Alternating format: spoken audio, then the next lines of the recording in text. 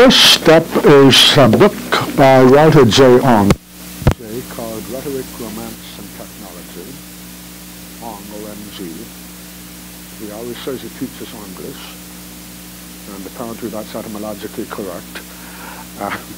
Rhetoric, Romance, and Technology contains, most of his books are collections of very learned papers, and this contains a paper called the Oral Residue, O-R-A-L, Oral Residue in Tudor Prose Style, which isn't exactly a title to keep you awake at night, but it's the best thing I've been able to find on some of the things we've been confronting. What on earth is it that is impeding English prose coming together for so long? Why, as we noticed last week, do we find people floundering around and backtracking and actually, in some ways, retrogressing as late as the 17th century?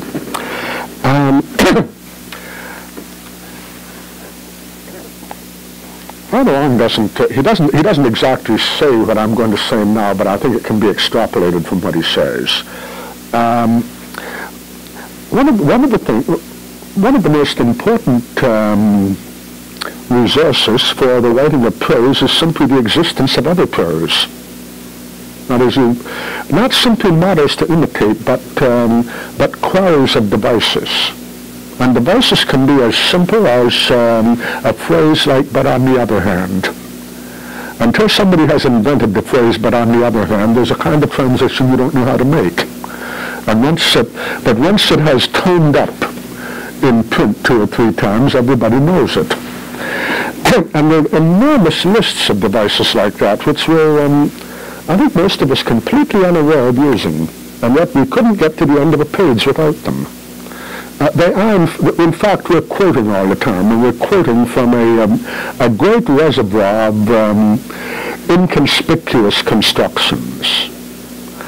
And these actually, I think, help us more than any logical overview in thinking out what we're going to say. I don't think most of us construct a sentence with any great forethought, but we've discovered that we can get into it, and there's always a device that will move you into the next branch. And if you know those devices, you can come out looking as if you had thought it out quite well.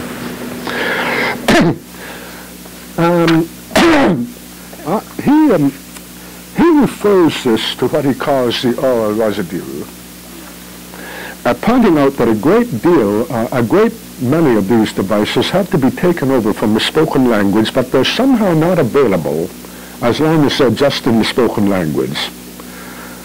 One by one, somehow, they have to be gotten into the written language. Once they're there, they become part of the resources of somebody who is trying to write.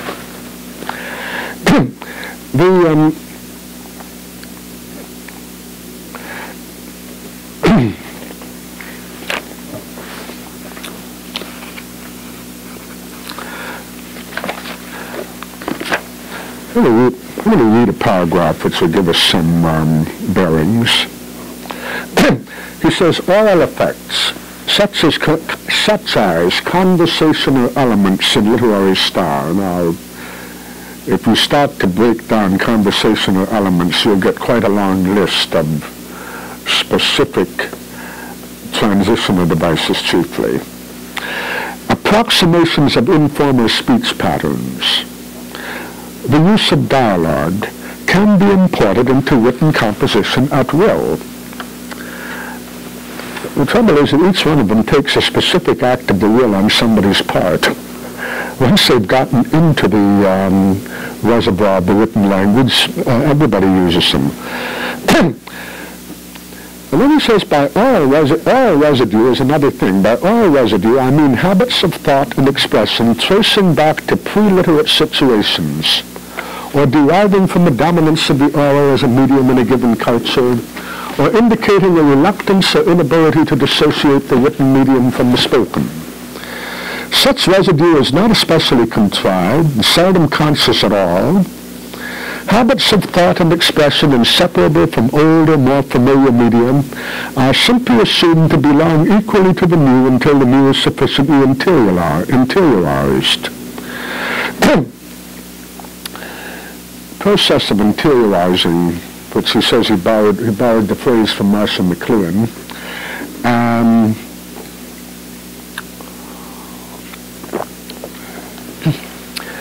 He gives an interesting example of that. It's an analogy. When books were replicated by hand in a manuscript culture, the scribes had innumerable ways of joining pairs of letters together, the ligatures. The most familiar one is the AE ligature that makes the two of them one character. And when they began cutting punches for type, the early types had dozens and dozens of those ligatures, which are absolutely pointless in a printed culture. You just don't want them.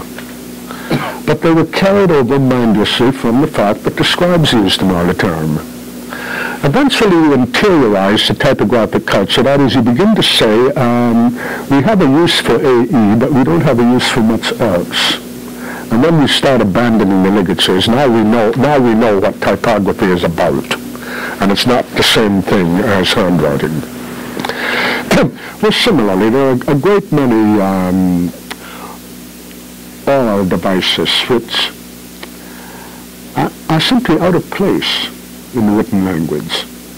Until you discover that the written language doesn't assimilate them very well, they tend to get in, and they tend to make the written language awkward. And that accounts, I think, for some of the awkwardness that we were looking at last week in some of those early examples, things that wouldn't bother you if you heard them. That Marjorie Kemp is a wonderful exhibit, of course, because it's so explicitly on the borderline between spoken and written. Apparently, she actually was talking and somebody was writing. And neither party to the transaction was particularly aware that they were working a wholesale change of medium. And one way it shows up, you notice I just started a sentence with "and," which I wouldn't do if I were writing. I just heard myself doing it. But one way that shows up is in that great uncertainty as to how sentences begin and end that we discovered in Marjorie Kemp. The tendency of the sentence to just meander all over the page until it runs out of breath for no particular reason, and then a new one gets started. That's part of the oral residue. And even when it isn't a dictating situation, as it was in the case of Marjorie Kemp, you'll find people writing like that until they realize that it pragmatically doesn't work. And it pragmatically doesn't work because a person approaching this piece of writing and trying to read it is asking for structural guidance that isn't there, and is perpetually uncertain as to where to put the pauses, what to do about rising and falling inflections, all those devices that help you keep your place.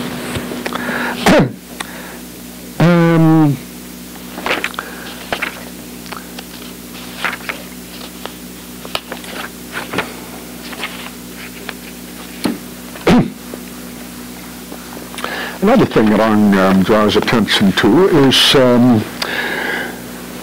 as the process of prose composition begins to be faced seriously, the tendency to make enormous lists.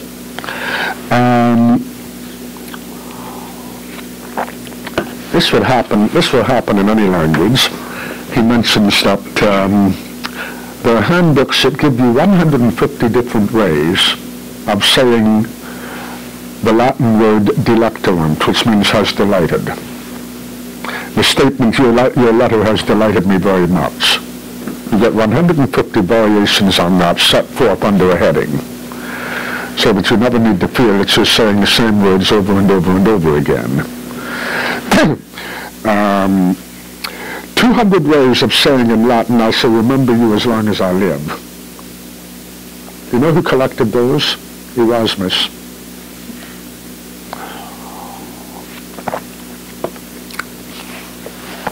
Well, the same process gets carried over into the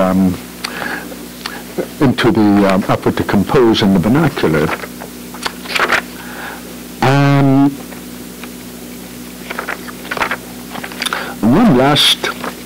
One last topic that emerges from this essay of Arms, which I suggest you just read from in the library because I can't do justice to it in summary. One last topic that is carried over is a very interesting disquisition on the Greek word rhapsody. Rhapsody. And what the word rhapsody means is stitching together. That the rhapsode was somebody who fastened a lot of things together, and this is primarily an oral. It's primarily an oral form.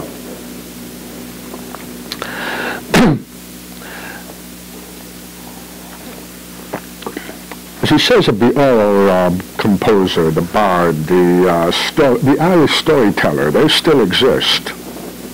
And they use techniques that virtually come down from Homer. They don't have any idea that there's a fixed text to the story which they are there to recite.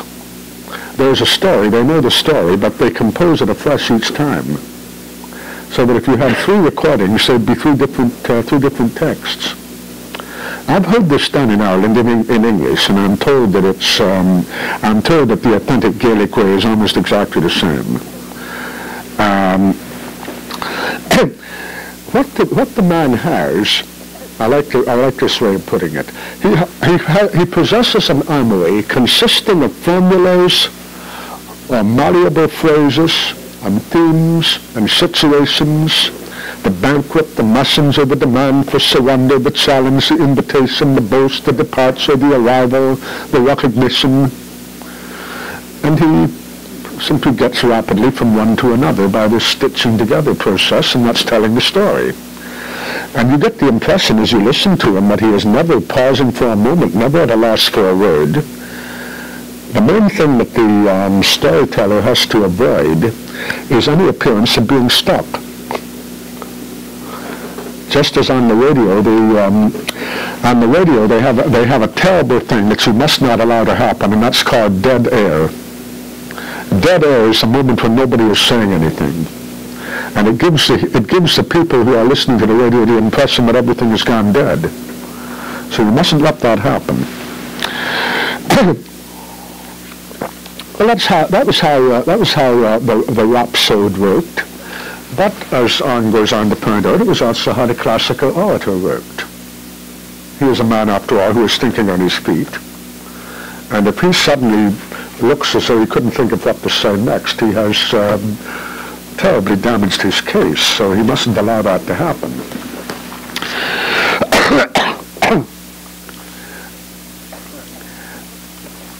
What that emphasis on a storehouse of themes, situations, phrases, formulaic expressions, etc., what that leads to, once people start thinking in terms of writing, written composition, it leads to the idea that the written composition can be broken up and analyzed into a lot of bite-sized pieces. And the bite-sized pieces can be classified and organized and put into a handbook and studied, and then when they're at your disposal. And you reassemble them into new configurations. That's how you say something new. That's an interesting idea. But you have a finite stock, not just of words, but of verbal combinations. And by reassembling those, you say anything you want.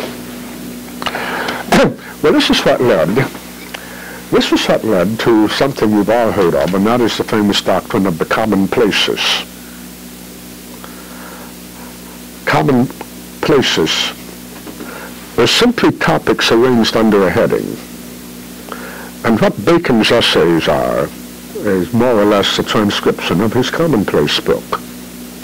Everything he had to say about study, as he collected things about study, they went into the book under the heading Study. That was the Commonplace. Physically a place. It's a place in the book. And you can write down, reading maketh a full man, conference a ready man, writing an exact man, period. Another time, you have another bright idea about study, and you put it under that Commonplace. And then you see what the Bacon essay is. It doesn't pretend to connect these things. It simply transcribes them one after another, and what holds them together is the common heading. You see a family resemblance to the idea of the Rhapsody, the notion that you get unity by stitching together. Remember Hamlet, my table is meat it is, I set it down that one may smile and be a villain indeed. I mean, you'll have a use for that sometime. And that was a Renaissance habit among cultivated people. They kept a little book in which they wrote things down as they heard them or thought of them. Then you got home and you digested them into method. Digesting into method means arranging them under the commonplaces. That's attending to your filing system. And eventually you have a nice big commonplace book, which has headings for as many things as you think you're likely to have to write about or talk about.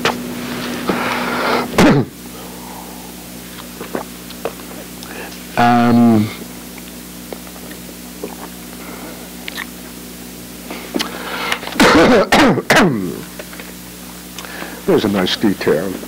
The Greeks, and following them Cicero and Quintilian, advocated that the orator get up in advance a repertory of loci communes, or commonplaces, little purple patches on loyalty, or treachery, or friendship, or decadence.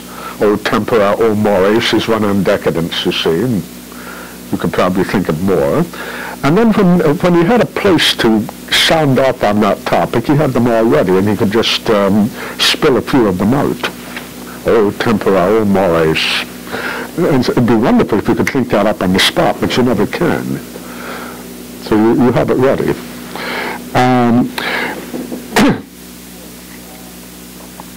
And for a classical oration, a stock of commonplaces was the equivalent of the epic singer's stock of formulas and themes.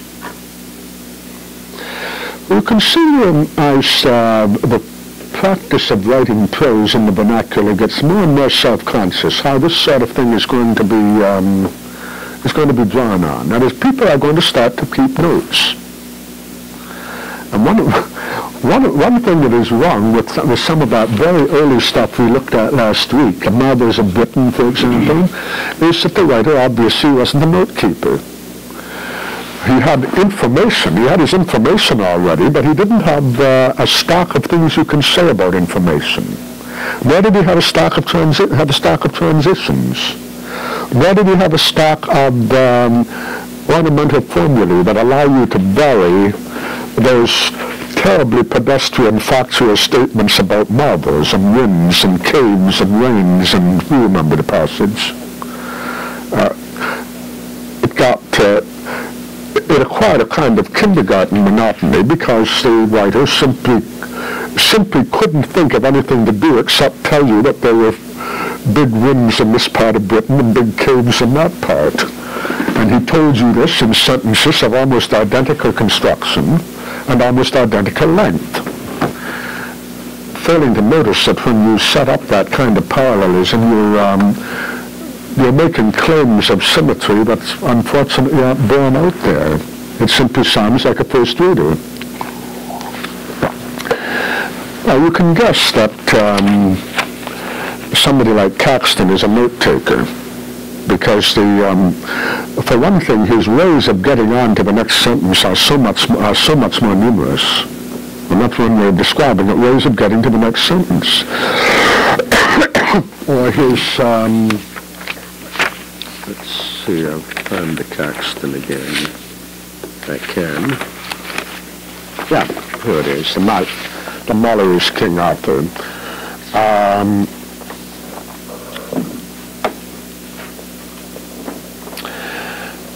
if you look at that very first sentence again, if you have it with you, if you haven't, I have a few more copies. Anybody in need?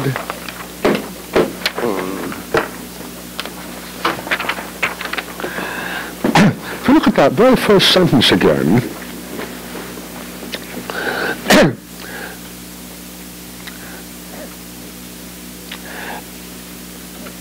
as simple a thing as beginning a long sentence with a temporary subordinate clause is not self-evident until somebody has done it.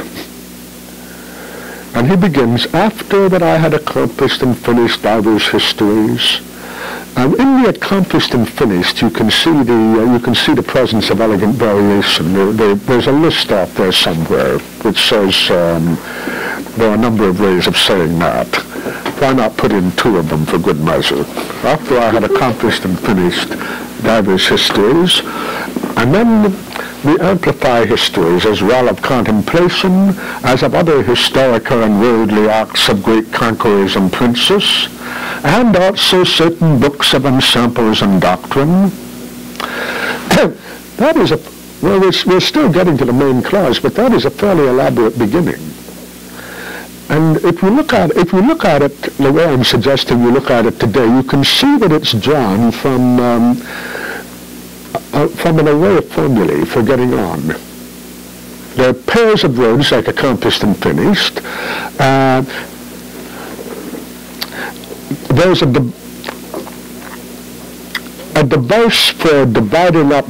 We have divers histories. Now we're going to amplify divers. And one of the formulae for doing that is the this as well as that formula. And that's very handy, and that's what he uses. As well of contemplation as of other historical and worldly acts of certain, of great, and then conquerors and princes. That's another pair of synonyms. We think of these synonyms as a blemish. But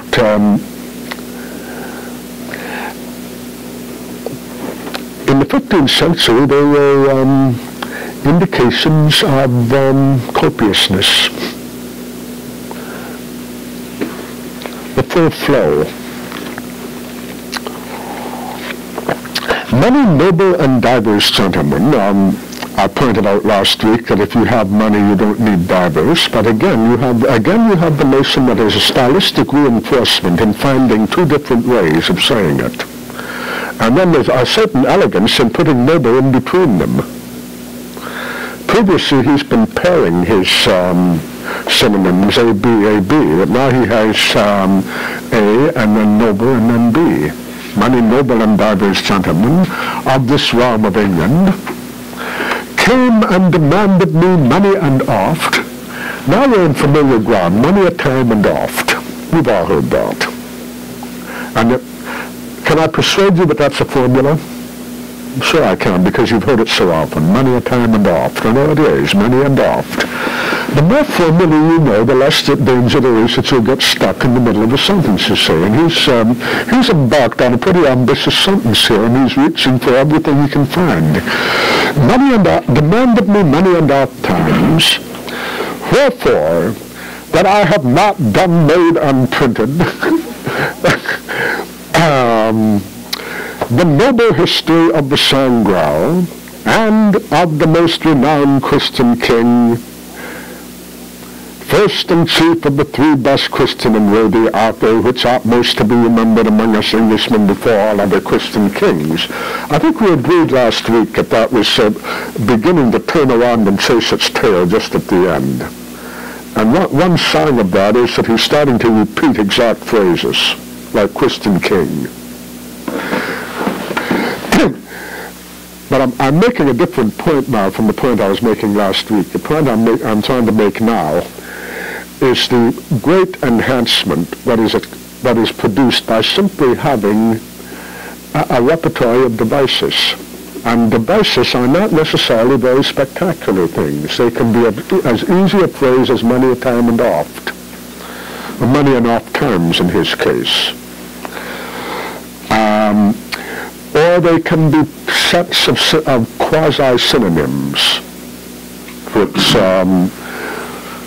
give a sentence a certain upholstered amplitude.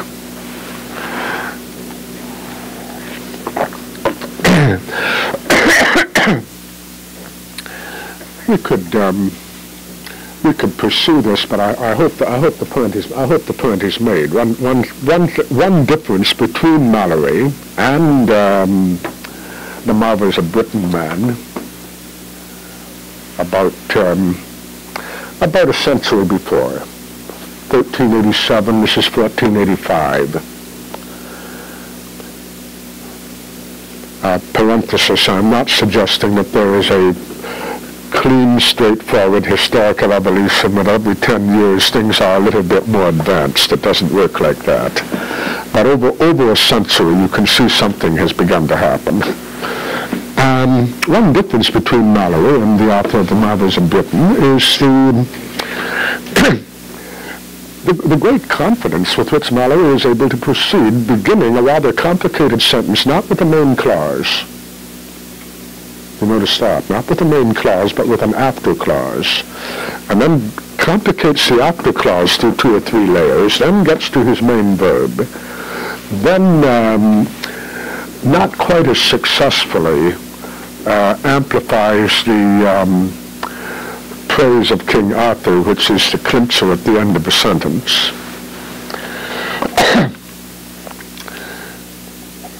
We feel we're in the presence of a prose compared to what we have here. And I'm trying to define what the professionalism is. It's quite wrong to say the style is the man. The style is the toolkit. And the toolkit has been considerably enhanced by this time.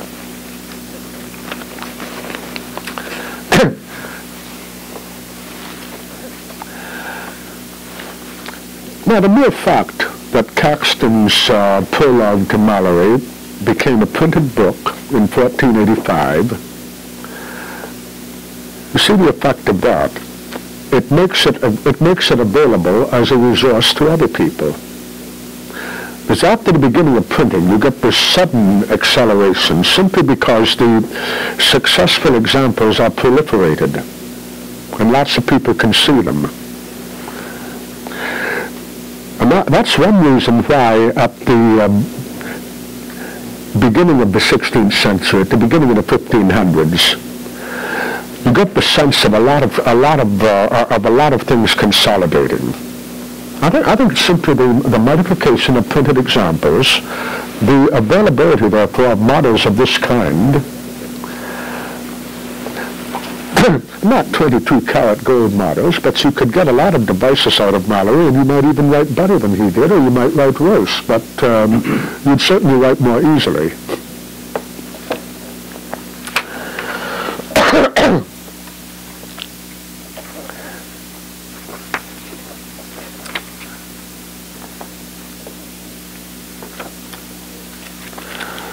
In that connection,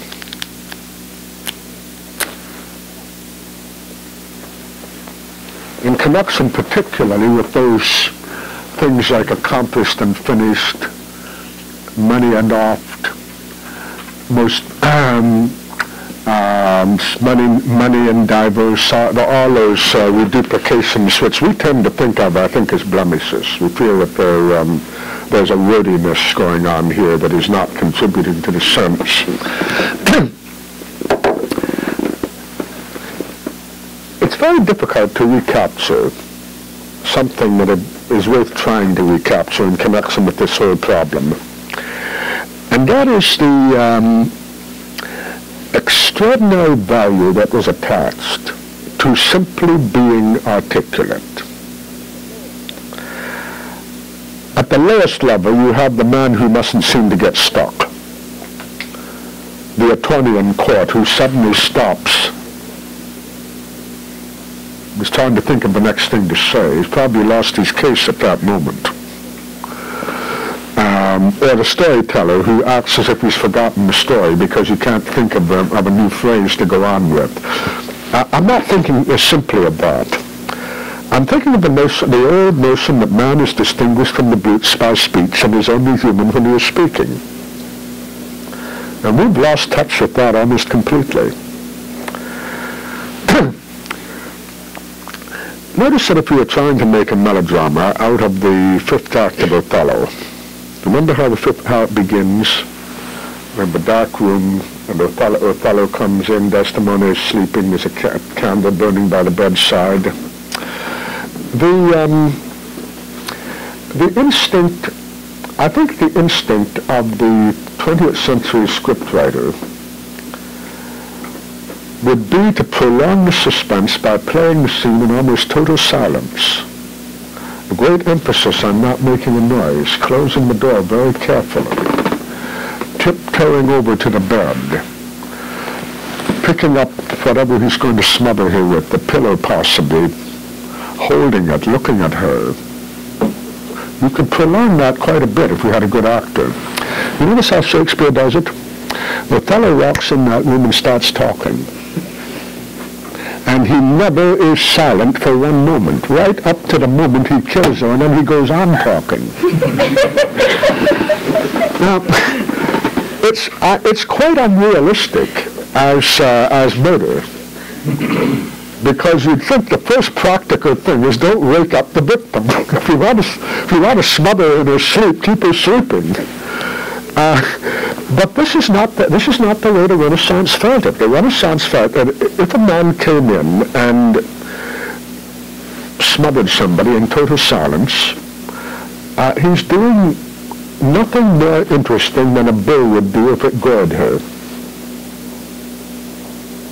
It's not a human act or a moral act until it's articulated. However mistakenly moral, it's articulated. And what Othello is giving you is an immense justification for this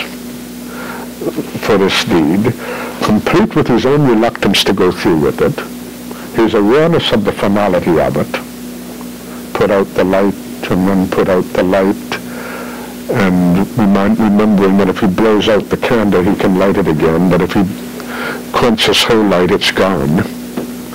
All that is articulated without a pause.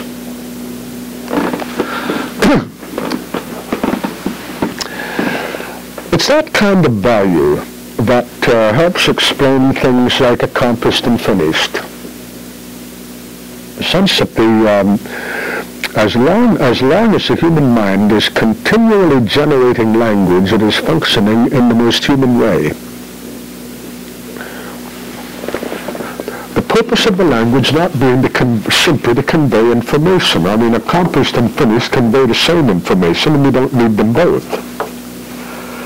But after that I had accomplished and finished divers histories as well of contemplation as of other historical and worldly acts of great conquerors and princes, what that does is it puts you in the presence of a hyper-articulate human being. That's quite different.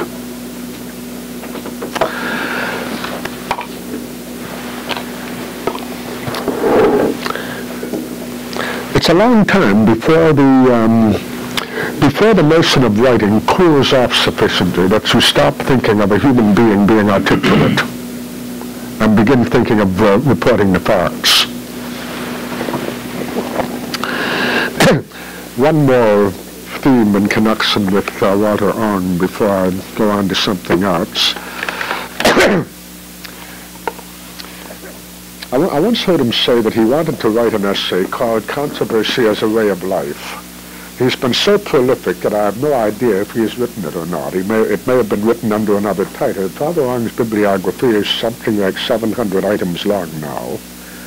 And there's a book called Fighting for Life. I'm sorry? There's a book by him called Fighting for Life. That's a different book. Yes, I've read that one. Well, Controversy as a Ray of Life, what that was going to have to do with, as he explained it to me, I hope he has written it, but since I don't know, I just have to give you a paraphrase of what he said. This was about the rooted and inveterate tradition of talking to make a case or defend a position.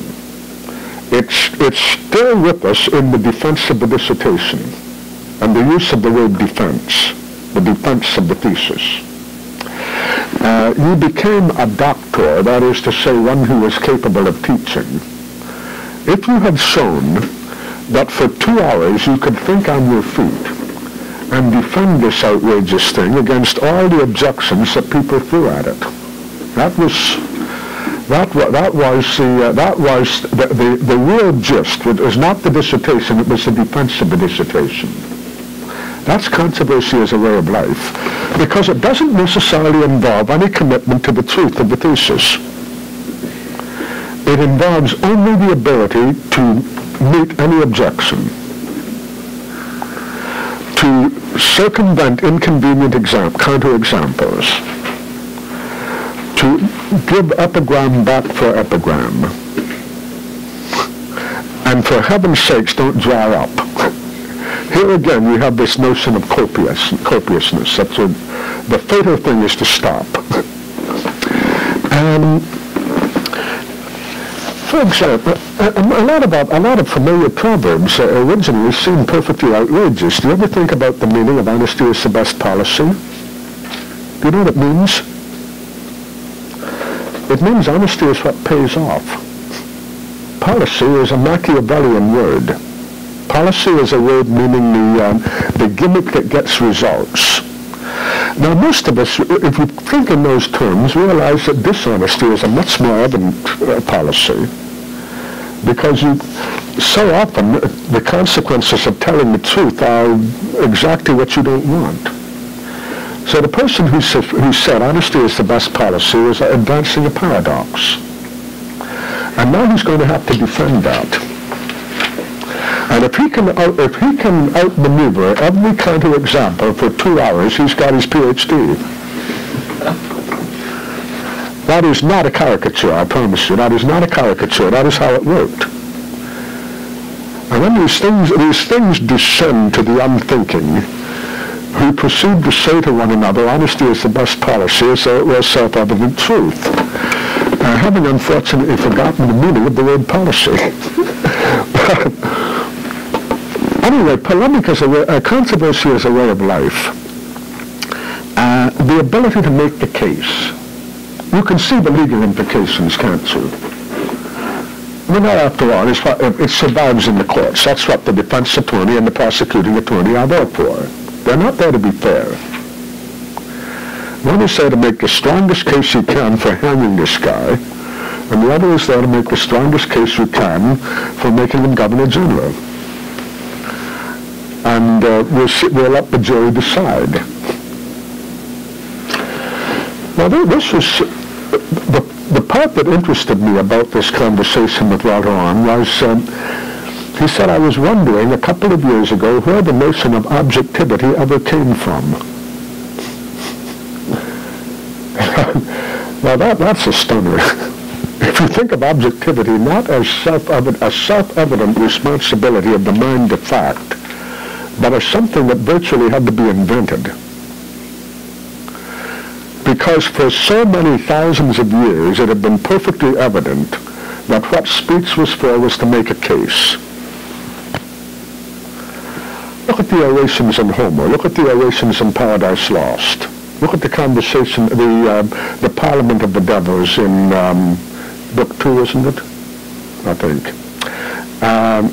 The making of cases, the making of speeches, the statement of the position and the defense of it, with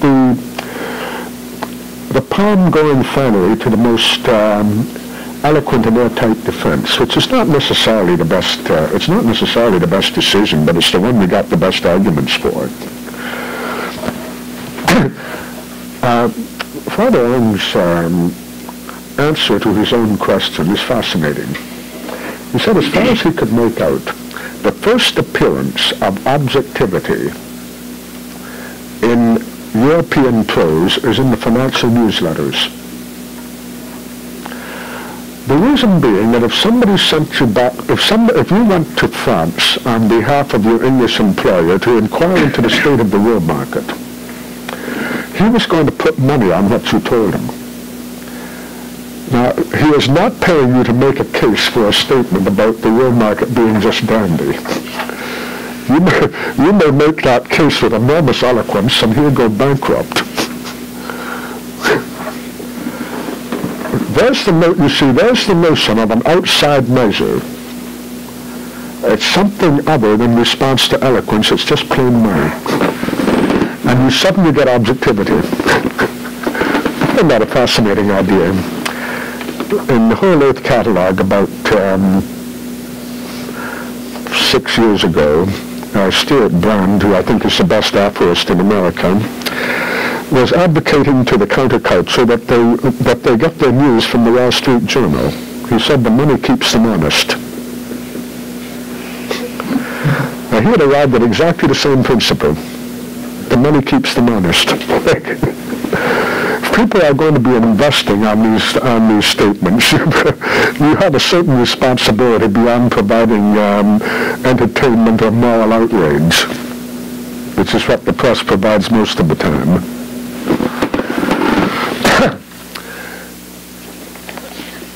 The bearing of all that is that the notion of prose as a conveyor of information comes pretty late. Because first we have to invent the idea of information, and that is not self-evident. That took a while, and it began as a highly specialized conception out where people were writing checks, and then. As everybody knows, in the 17th century it moved into the empirical sciences, always in connection with numbers, you see. You can follow from money all the way to Galileo's observations by keeping your eye on numbers. And then once you get the notion that information is quantitative, then it can be checked. Because if I say there are 12 eggs in that basket, you can count them and see if you get 12. But if I say these are good eggs, now I'm starting to make a case for my hens. You have to destroy the eggs to see if I'm right. And that's when, that is one of the great landmarks in the story of prose, when it begins to take account of quantitative information, and it does that in the late 17th century in England. I'm always talking about England. I don't want to put that phrase in every 2 minutes, but okay.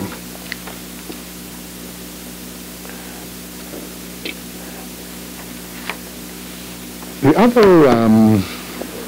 other principle I want to suggest to you is the one adumbrated by Morris W. Kroll. There's a book, his one book, which is called Style, Rhetoric, and Rhythm, essays by Morris W. Kroll, C-R-O-L-L. This is a man who never wrote a book. He published a number of, about 8 or 9 incredibly influential essays buried in various journals in the 1920s.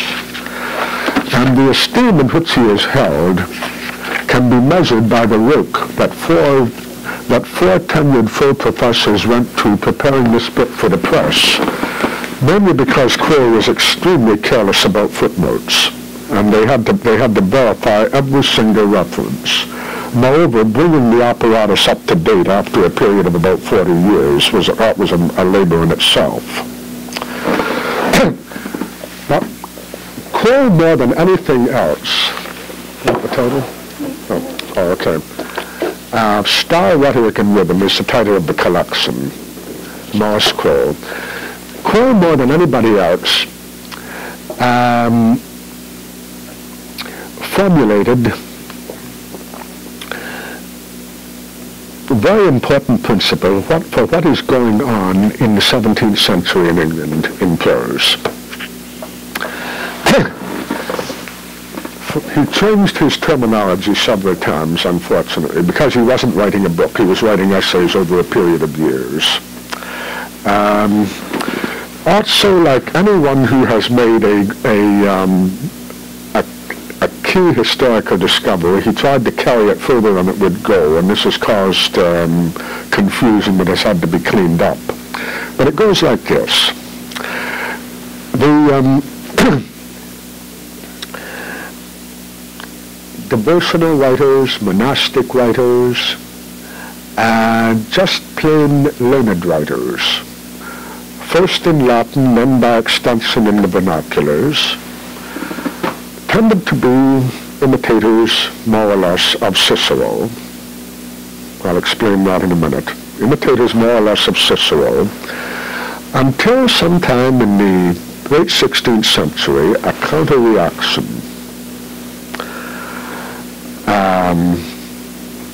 An impatience with the Ciceronian aesthetic produces another kind of prose entirely, which Quirrell first calls Senecan, S-C-N-E-C-A-N, after Seneca. And then after a while he decided Senecan was a little misleading and began calling it Baroque.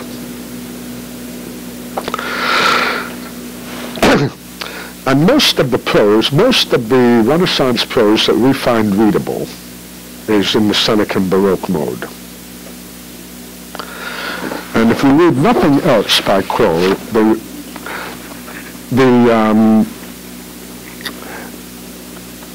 key essay in this book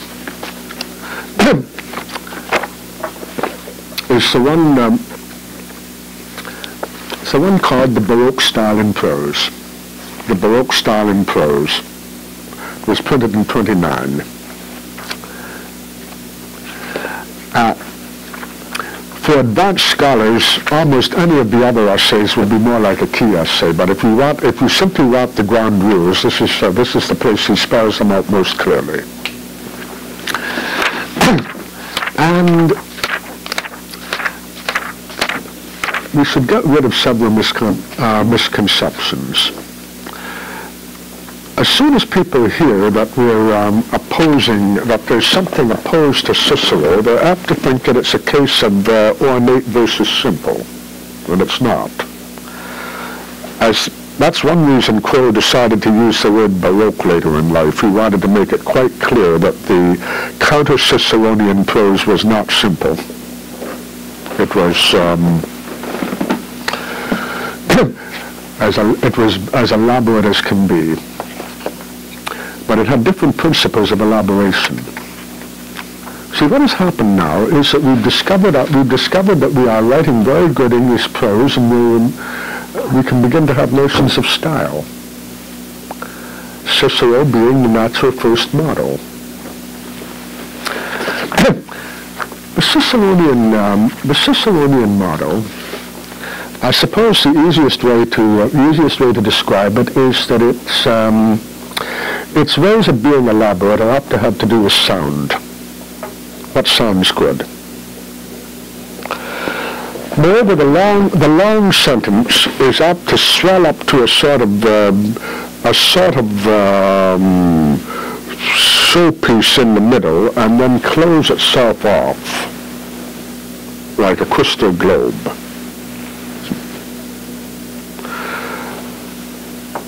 Big sentence or the big paragraph as a great ornate self-contained balanced composition, internally held together by various overt logical structures, its members balancing one another in the most contrived way often. Much concern for the effect on the ear. Cicero was, after all, an orator. He was not writing to be read. He was writing to be listened to.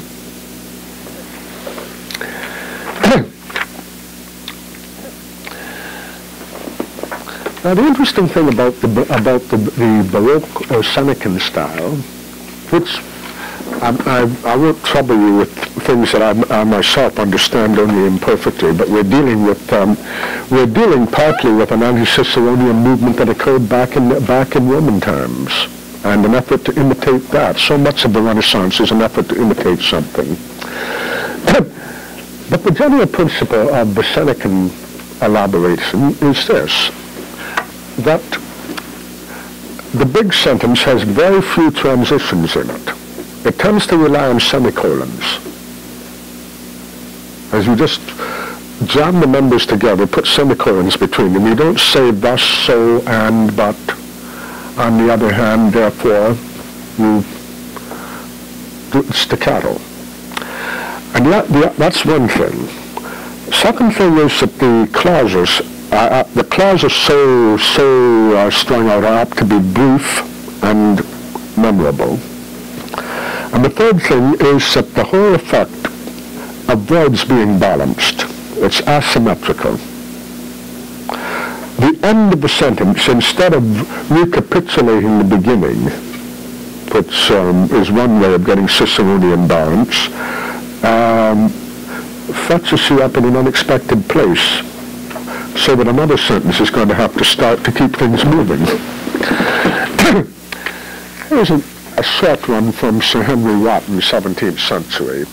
Men must beware of running down steep hills with weighty bodies, semicolon. They once in motion, seal unto ponderer. They're carried by their own weight, semicolon. Steps are not then voluntary. You see the figure. If you're heavy, don't start running down here because you won't be able to stop. And you can see that has many possible moral, political, and other applications. I don't know what Wotton was talking about. But, as Quirrell points out, first of all, the whole gist of it is in the first clause. Men must beware of running down steep hills with weighty bodies. Then you have a semicolon. Then you have a new phrasing which surprises you by introducing a Latin formulation. That gives you the sense that it's some much more abstract general principle is operating. They once in motion, seal unto ponderer. And then you get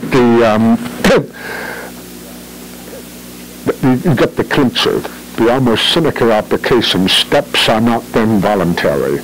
You look out. There are no syntactic collectives whatever, just semicolons.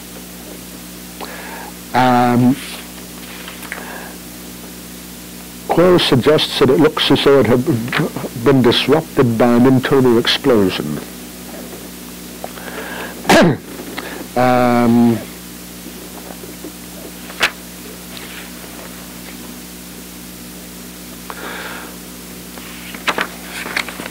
See if I can find a couple more good ones.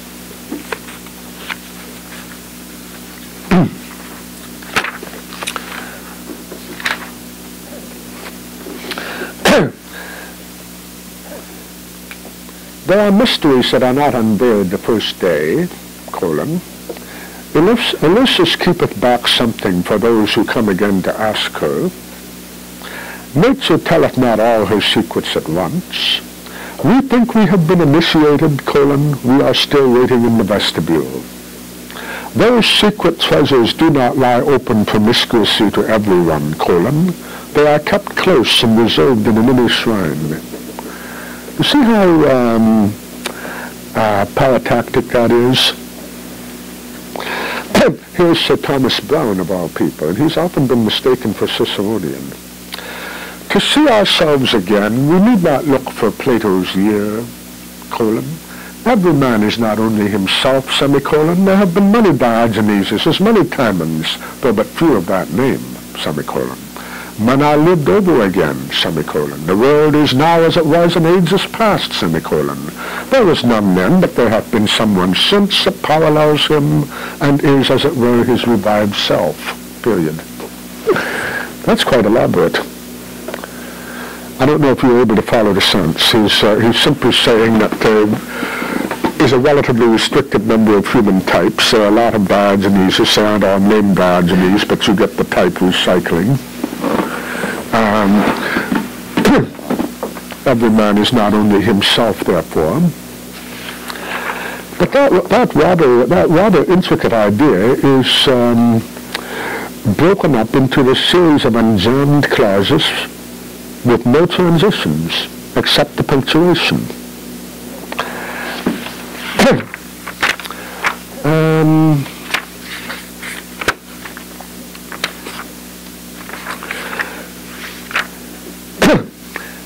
Maybe this will illuminate the matter.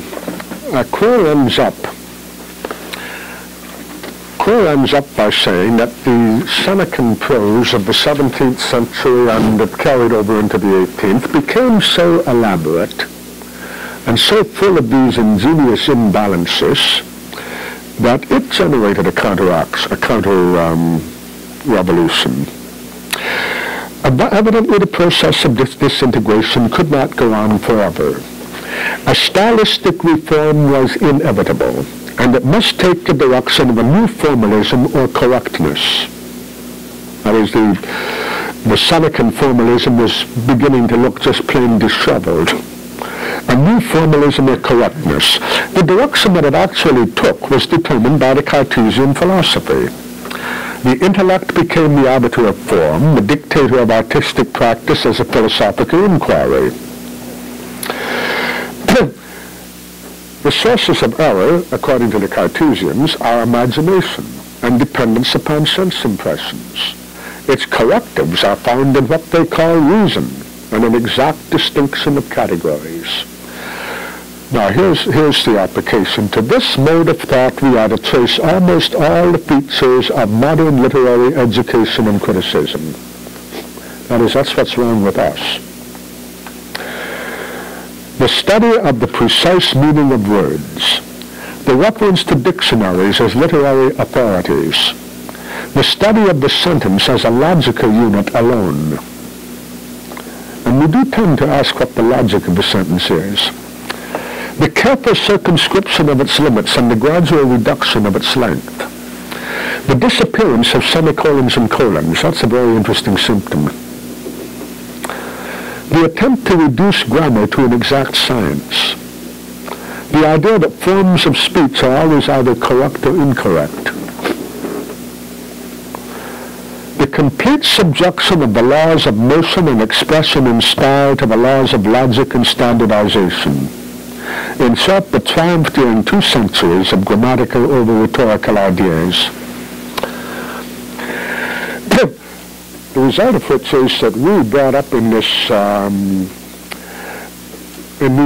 amid these notions of syntactic tidiness and the words whose meanings are codified in dictionaries, look back at the 17th century and we see a prose that looks positively chaotic. And they were looking back at the Ciceronians and they were seeing a prose that looked positively inflated. Now, there's something going on, for instance, in Shakespeare's lifetime. A familiar example is the 2 orations over the body of Caesar. We all remember Antony's. Anybody remember Brutus's?